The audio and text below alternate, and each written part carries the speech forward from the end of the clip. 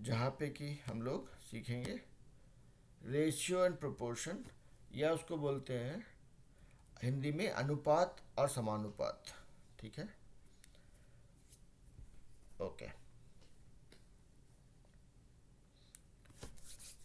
अच्छा, अभी अम, मान लिया जाए कि एक आप बाइसिकल खरीदने जाते हैं, हमको नहीं पता बाइसिकल अभी कितने में मिलता है, हम नहीं खरीदे हैं। मान लिया जाए कि बाइसिकल या साइकिल जो भी बोलिए उसको 1,000 रुपये में आता है, ठीक है। बाइक खरीदने जाएंगे तो कितने में आएगा, आइडिया आप लोग को? आप लोग कोई बाइक तो नहीं खरीदे होंगे अभी, अभी आप लोग बहुत छोटे भी हो, लेके। हाँ बोलिए। 1,50,000। क्या बात है, आप महंगा वाला बाइक चूज कर लिया अभी से हैं। तो सर अप्रोक्सीमेट 49,000 आ, स्टार्ट्स विद। अच्छा, तो चलिए हम इसको सिंपल रखने के लिए कैलकुलेशन को ऐसा रखते हैं, मान लीजिए 50,000। ठीक है। तो 1,000 का आता है साइकिल, 50,000 का आता है बाइक। ठीक है। अब और जितना महंगा करते हैं उतना महंगा होगा, है ना। तो इसको मान लिया जाए, अगर बाइक का दाम को अगर एक्स मानते हैं, सॉरी हाँ, साइकिल जो है, साइकिल का दाम जो है अगर एक्स मानते हैं, बाइक का दाम कितना हो गया, ये दिस वॉज 1,000 और दिस वॉज 50,000। बाइक का दाम, ये साइकिल का दाम है, ये बाइक का दाम है। तो ये कितना हो गया, लगभग लगभग 50x, यस सर। 50 टाइम्स हो गया, है ना। तो अगर आपको कोई बोलेगा बाइक का दाम, बाइक, कमान, बाइक का price is 50 times of bicycle का price, okay, 50 times of cycle का प्राइस बोल सकते हैं, है सर ना। 1,000। हाँ नहीं नहीं, वही बोल रहा हूँ कि बाइक का price is 50 times of bicycles price, मतलब जस्ट मोटा मोटी हिसाब के हिसाब से बोल रहे हैं, है ना। तो अगर आपको बोलेगा बाइक का दाम या प्राइस वर्सेस बाइसिकल का दाम इज 50:1,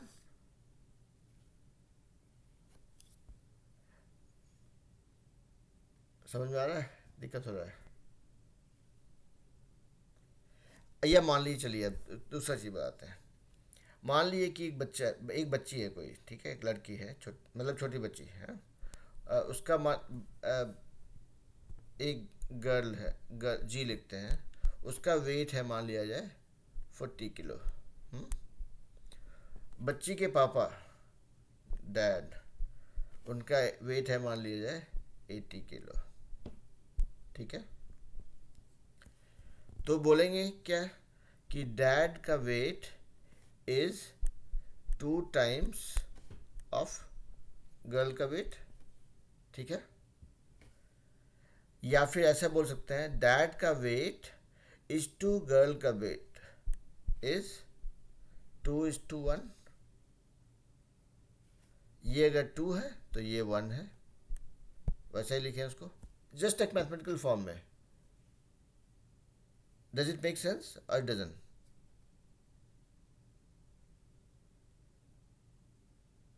डाउट है लग रहा है।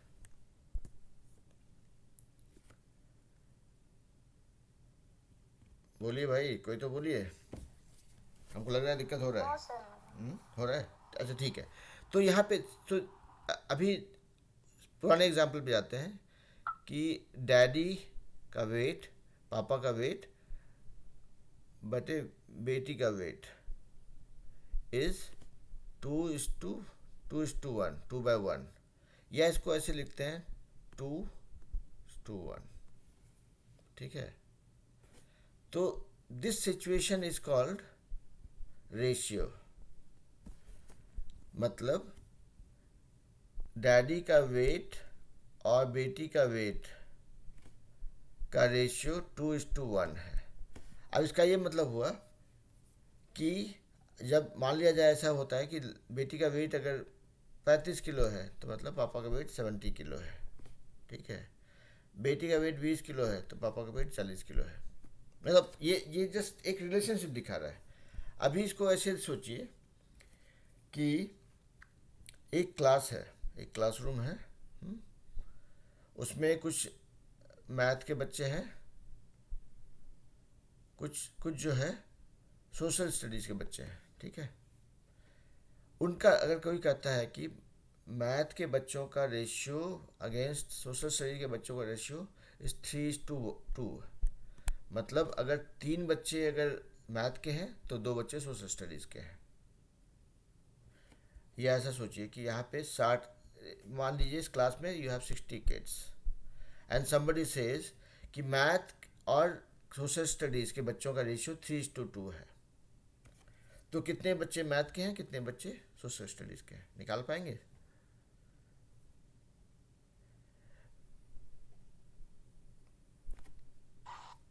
अभी हम सिखाए नहीं हैं, फिर भी हम पूछ रहे हैं कि आप लोग जानते हैं क्या? यस सर, 20 स्टूडेंट्स होंगे एसएस की।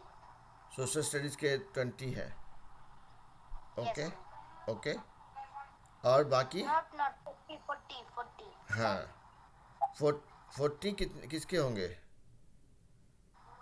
सोशल स्टडीज के एंड 60 होंगे मैथ्स के। हाँ, तो 40 नहीं होंगे, वो 40% होंगे और ये 60% हो गए, ठीक है।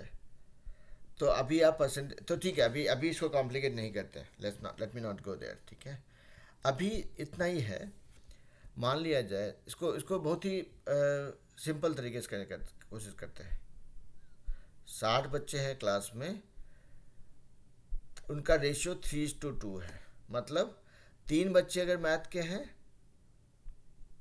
तो 2 बच्चे सोशल स्टडीज़ के हैं, ऐसा ये रेशियो का वही मतलब है, ठीक है।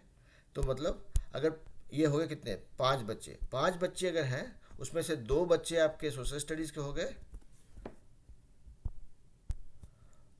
2 बच्चे हो गए सोशल स्टडीज़ के, 3 हो गए मैथ के। अगर 10 बच्चे होंगे तो 4 बच्चे हो जाएंगे सोशल स्टडीज़ के और 6 बच्चे हो जाएंगे मैथ के, ठीक है।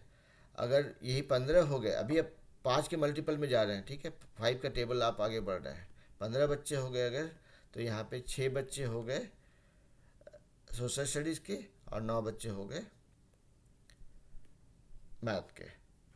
तो करते करते आप जब 60 पहुँचेंगे तो देन यू विल सी कि 24 बच्चे हैं सोशल स्टडीज़ के और 36 बच्चे हैं मैथ के। अब ये कैसे निकला, यस सर। है ना, ये कैसे निकला? 3, अगर इसको आप फार्मूला में लिख देते हैं अगर, ठीक है, कि 3 मान लिया है कि मैथ के बच्चों की संख्या है x, ठीक है, मतलब टोटल बच्चे हो गए, कम ऑन, 3:2, ये आपका रेशियो है, ठीक है। तो मान लिया जाए अगर ये x है तो ये 3x हो गया, और क्या बता रहे हैं आप लोग को, रुकिए, टोटल बच्चे हैं 60, उनका रेशियो है 3:2, ठीक है। तो अभी हमको नहीं पता है कि कितना बार मल्टीप्लाई करने पे 60 तक पहुंचेंगे, ठीक है। तो मान लिया जाए कि मैथ के बच्चों का संख्या है, मतलब इसका हमको x से मल्टीप्लाई करने पर हम 60 तक पहुंचेंगे, ठीक है।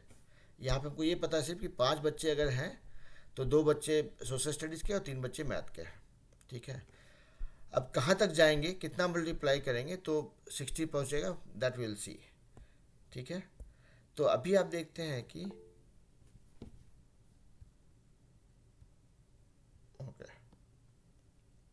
ओके, तो एक काम करते हैं, ये मैथ को इस क्लास में नहीं करते हैं because I am mixing two many things, तो थोड़ा कंफ्यूजिंग हो सकता है। अभी के लिए सिर्फ हम उसको रेशियो में समझने की कोशिश करते हैं, ठीक है। उसके बाद जब उस स्टेज में आएंगे then will mix ratio proportion with algebraic equation to solve this one, okay. अभी के लिए सिर्फ इतना ही बता देते हैं कि इसको करने का एक फार्मूला होता है। जब भी कोई एक प्रोपोर्शन में लिखा होता है कि भाई इसमें 2 चीज़ें हैं, इस प्रोपोर्शन में अगर हैं तो आप ये मान के चलिए कि you will multiply that with something in future, okay. क्योंकि प्रोपोर्शन का यही मतलब होता है कि, या रेशियो का ये मतलब, सॉरी, कोई रेशियो का ये मतलब होता है कि दैट वैल्यू, मतलब मैथ के बच्चों का संख्या डिवाइड बाय सोशल स्टडीज़ के बच्चों का संख्या इस अनुपात में है, इस रेशियो में है।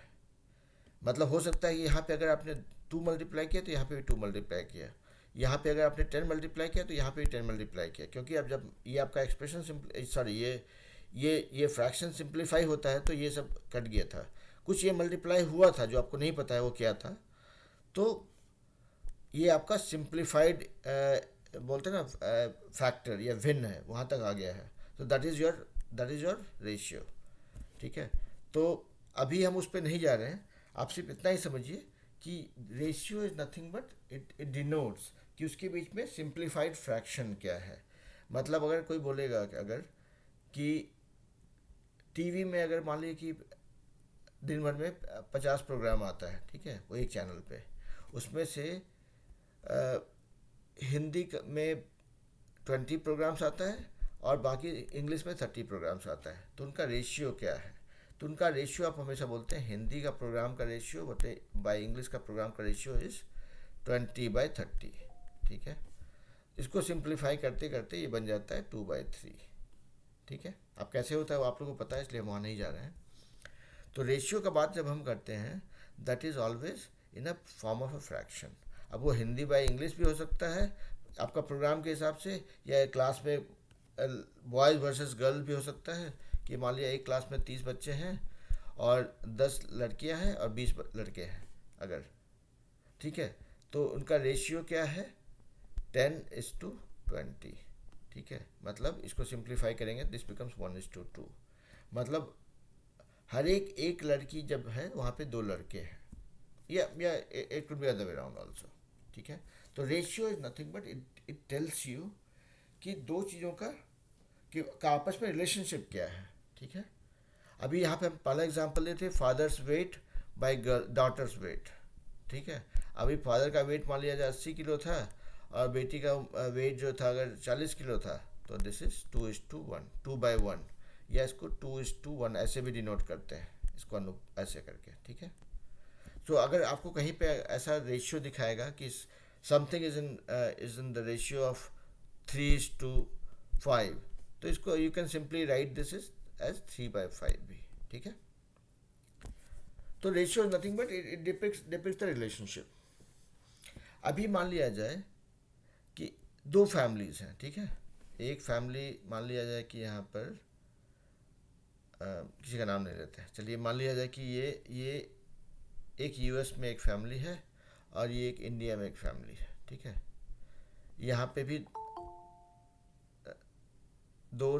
उस फैमिली में 2 बेटा है और 3 बेटियां हैं मान लीजिए। ठीक है, यहाँ पे 4 बेटा है और 6 बेटियां हैं।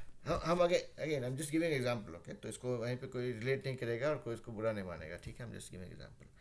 तो यहाँ पे यूएस की उस फैमिली का बॉय और गर्ल का रेशियो क्या है, बेटा वर्सेस बेटी का रेशियो क्या है, 2/3। ठीक है, यहाँ पे मान लिया जाए इंडिया में जो फैमिली है उसमें बेटा और बेटी का रेशियो क्या है, 4/6। तो 4/6 को सिंप्लीफाई कर देते हैं तो ये 2/3 बन जाता है। ठीक है, तो यहाँ पे देखिए इसको यूएस का फैमिली और ये इंडिया का फैमिली में दोनों का जो रेशियो था निकला 2/3, इसका भी 2/3। ठीक है, यहाँ पे 4 और 6 थे, यहाँ पे 2 और 3 थे। ठीक है, तो आपका रेशियो 2/3 निकला। तो ऐसा सिचुएशन जहाँ पे दो रेशियो सेम होते हैं उनको प्रोपोर्शन बोलते हैं या समानुपात। ठीक है, सम मतलब बराबर, अनुपात मतलब रेशियो। ठीक है, तो वो एक एग्जाम्पल है। तो यह आपको ऐसा होता है कि वो यहाँ पे मान लिया जाए कि आप यूएस और इंडिया का फैमिली को आप अगर डिपिक्ट करते हैं यहाँ पे इस फॉर्म, एक मैथमेटिकल एक्सप्रेशन के फॉर्म में, तो क्या बोलते हैं, 2:3 है आपका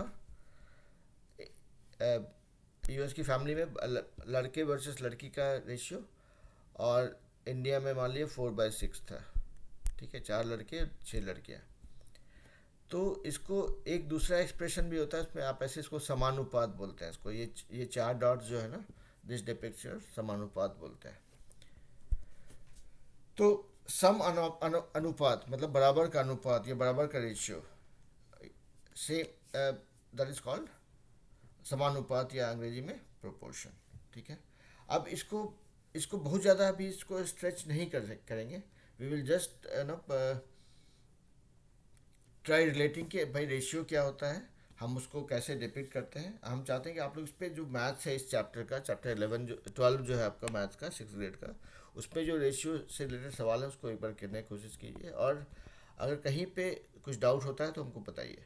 रेशियो इज़ नथिंग बट दो चीज़ों को कंपेयर करते हैं इन मैथमेटिकल फॉर्म, जो कि हमेशा कोई चीज़ का रेशियो बोलते हैं ना कि इसका रेशियो बहुत ज़्यादा है, इसका रेशियो बहुत कम है, that is nothing but okay मैं अभी ख़त्म होने वाला 2 मिनट में।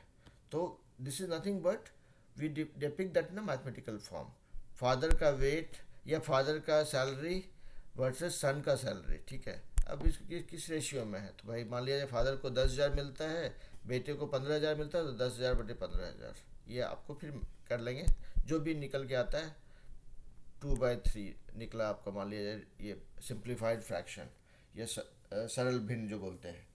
तो दिस इज़ द रेशियो। इसको आप चाहें तो ऐसे भी डिपिक्ट कर सकते हैं। तो इसको इसको आप लोग इस पर सम कीजिए। एक इसमें और भी आता है यूनिटरी मेथड या एक एक नियम बोलते हैं, उस पर हम आएंगे। बट हम चाहते हैं कि पहले आप इससे रिलेटेड जितना सम है उसको कीजिए एक बार। अगले क्लास में हम यूनिटरी मेथड को समझाएंगे and then I will go on to the next 2 chapters that is remaining in this class, है ना। फिर चैप्टर 13 और 14 जो है इस ग्रेड का वो बचा रहेगा, जो कि हम अगले क्लास में कराएंगे। तो हम चाहते हैं कि आज हम जो जो अलजेब्रा और रेशियो प्रोपोर्शन जो पढ़ाई हम लोग ने किया, उस पर जो सम है उसको कीजिए। उससे आपको पता चलेगा कि हम सही समझाएं कि नहीं, आप सही समझे कि नहीं, और उसके बाद फिर कुछ कुछ डाउट रहेगा तो उसको क्लैरिफाई करेंगे। ठीक है। तो अगले क्लास तक में 6th का मैथ ख़त्म हो जाएगा भाई। तो हम चाहते हैं कि जितना ही क्लास हुआ है, जितना भी हम लोग पढ़े हैं, उसको रिवीजन कर लीजिए, मैथ्स बना लीजिए, और कुछ डाउट है तो हमसे पूछ लीजिए। ठीक है। All right. चलिए, मीटिंग हमारा कभी भी ख़त्म हो सकता है, तो we will talk again next week. ठीक है। चलिए bye bye. Bye sir, thank you sir. चलिए bye bye bye bye. Bye sir. चलिए चलिए बाय बाय। चलिए bye bye bye bye bye bye.